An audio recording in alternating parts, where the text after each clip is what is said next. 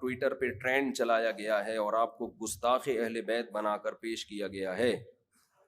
یہ 2 دن پرسوں سے چل رہا ہے کچھ اس طرح کا کہ 2018 میں میرا کوئی 2018 کا پرانا بیان ہے, اسے نکال کے کہا ہے کہ میں حضرت علی رضی اللہ تعالیٰ عنہ کی گستاخی کر رہا ہوں. ایک بات مجھے بتاؤ کہ یہاں اتنے سارے لوگ بیٹھے ہوئے تھے, اگر میں نے گستاخی کی ہوتی تو کوئی ایک تو اٹھتا نا کہ آپ نے گستاخی کی ہے.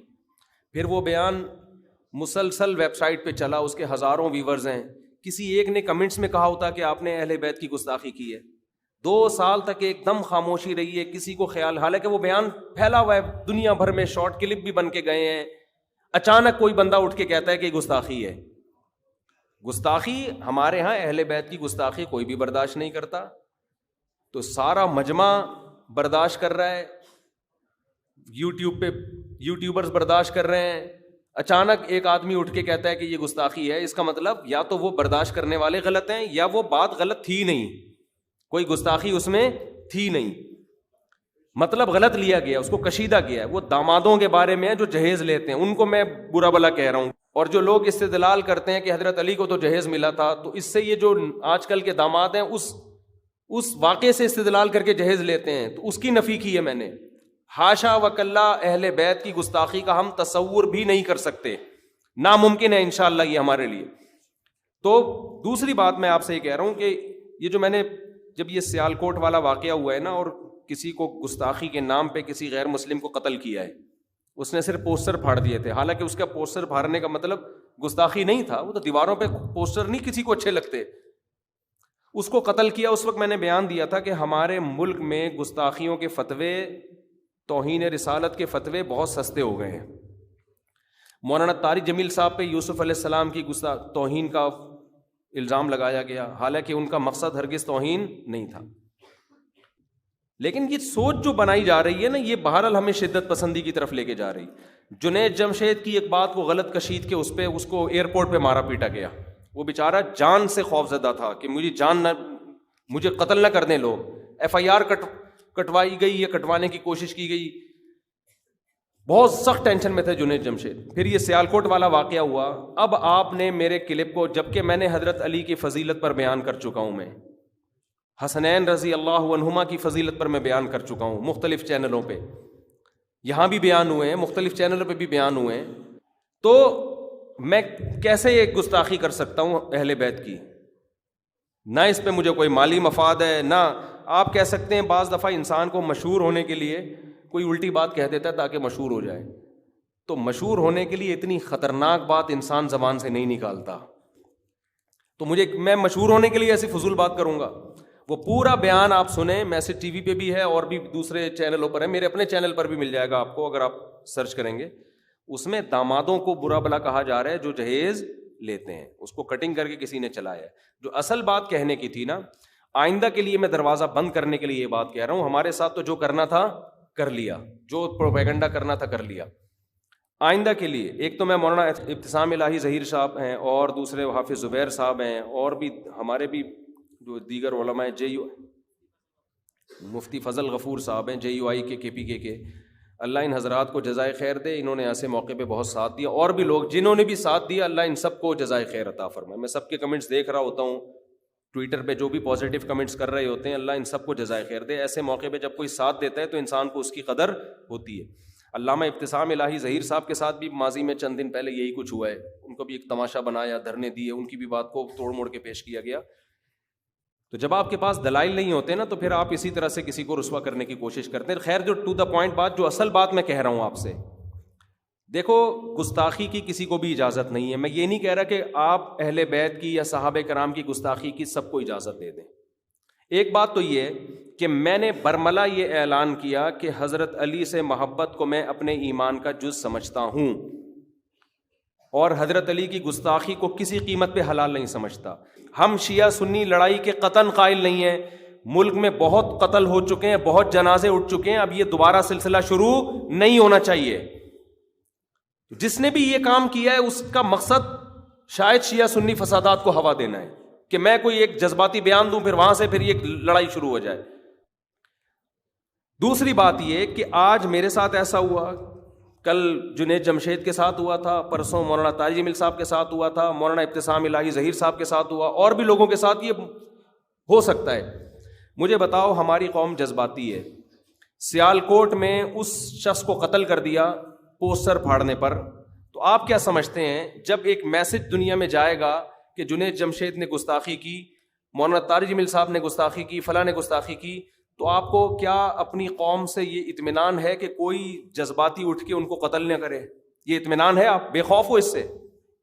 یہاں جذباتی لوگ ہیں، قانون سب نے ہاتھ میں لیا ہوا ہے، کوئی شخص بھی اٹھ کے کسی کو اس بیس پہ قتل کر سکتا ہے، تو اس بیس پہ کل مجھے بھی کوئی مار سکتا ہے، کل مجھ پہ بھی کوئی ہاتھ اٹھا سکتا ہے۔ ہمارے ساتھی اتنے پریشان ہوئے جب یہ کلپ چلا ہے نا کہ مفتی صاحب کوئی سرفرا اٹھ کے قتل نہ کر دے آپ کو اہل بیت کی گستاخی پہ، اتنا یہ ہماری ٹیم، ان کو میں نے دلاسا دیا، میں نے کہا بھائی اتنا ٹینشن لینے کی ضرورت نہیں ہے، یہ یوٹیوب کی دنیا میں سب کچھ ہوتا ہے۔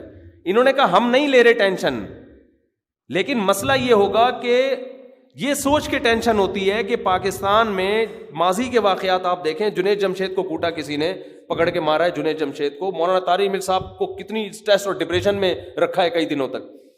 تو یہ مسئلہ کوئی بھی سرفرا اٹھے گا اور جنت کی لالچ میں مار دے گا۔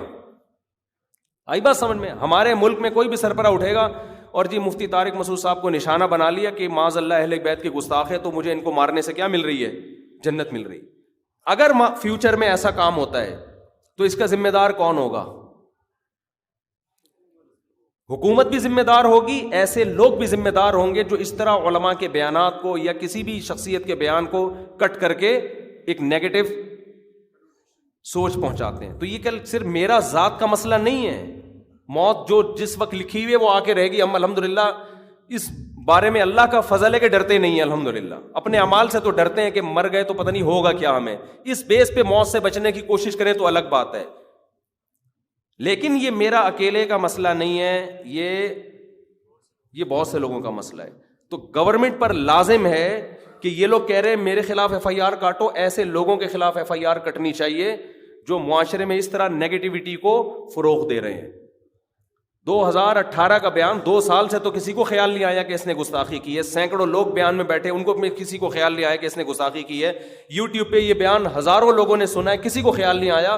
آج ایک آدمی کو خیال آتا ہے اور وہ ٹویٹر پہ ڈال کے اس کو ٹرینڈنگ پہ لے جاتا ہے، اور نیچے لوگ گالیاں دے رہے ہیں اور یہ کر رہے ہیں اور اریسٹ کرو اور یہ کرو اور وہ کرو، اور اس بیس پہ آپ کو کوئی بھروسہ نہیں ہے پاکستان میں کوئی سرفرا اٹھے اور اس بیس پہ مار کے چلا جائے کہ یہ گستاخ ہے، مجھے مار دے یا کسی اور کو مار دے۔ جنید جمشید تو بیچارہ ویسے ہی جہاز میں شہید ہو گیا، ورنہ وہ اب تک ویسے ہی شہید ہو چکا ہوتا۔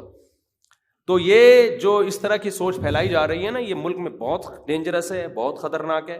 بعض دفعہ یہ ہوتا ہے کہ تھانے میں پولیس ایف آئی آر کاٹنے پر مجبور ہوتی ہے، اس کو پتا ہے اگر ہم نے ایف آئی آر نہیں کاٹی محلے والے پکڑ کے کوٹ دیں گے ہم کو، وہ ایف آئی آر جبرن کاٹ رہا ہے۔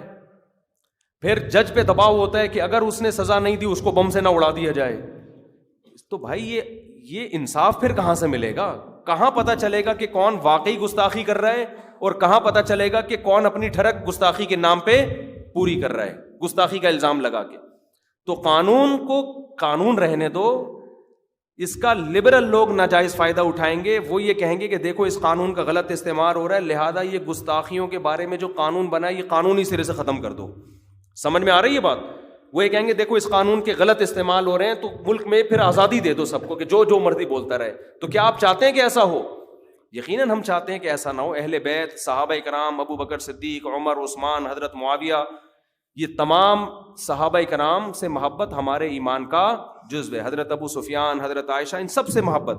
ہم ان میں سے کسی کی گستاخی کو بھی جائز نہیں سمجھتے، اور ہم سمجھتے ہیں کہ قانون سازی ہونی چاہیے، جس نے بھی ان کی واقعتاً گستاخی کی ہے بغیر کسی لگے لپٹے صاف لفظوں میں، اور اب تک اس پہ قائم ہے، وہ رجوع کا اعلان نہیں کر رہا، تو اس شخص کے خلاف ایف آئی آر بھی کٹنی چاہیے، اس کو جیل بھی ہونی چاہیے۔ لیکن جس طرح جذباتیت پھیلائی جا رہی ہے، اس طرح لبرل لوگوں کو اس قانون کے خلاف آواز اٹھانے کا ہم خود موقع فراہم کر رہے ہیں۔ تو اہل بیت کا تحفظ، صحابہ کرام، خلفائے راشدین، حضرت معاویہ، حضرت ابو سفیان، یہ تمام حضرات اہل سنت والجماعت کے ہاں متفق علیہ قابل احترام ہے۔ اہل سنت کے ہاں ان میں سے کسی کی گستاخی بھی جائز نہیں ہے۔ تو سب جو کسی کی بھی واضح لفظوں میں گستاخی کرے گا، اور جب اس سے وضاحتی بیان پوچھا جائے گا، وہ اس پہ قائم ہے کہ میں اسی کا قائل ہوں. تو یہی مطلب ہے نا, آپ اگلے کو موقع تو دیں کہ اس تمہاری مفہوم کیا تھا, تمہارا مطلب کیا تھا. وہ رجوع کا بھی اعلان نہیں کرتا, وہ واضح لفظوں میں ان کی عظمت کو بھی بیان نہیں کرتا, اس کے خلاف FIR بھی کٹنی چاہیے اور اس کو جیل بھی ہونی چاہیے. تو اس لیے میں ببانگ دہل اعلان کرتا ہوں کہ میں حضرت علی سے محبت کو اپنے ایمان کا حصہ سمجھتا ہوں.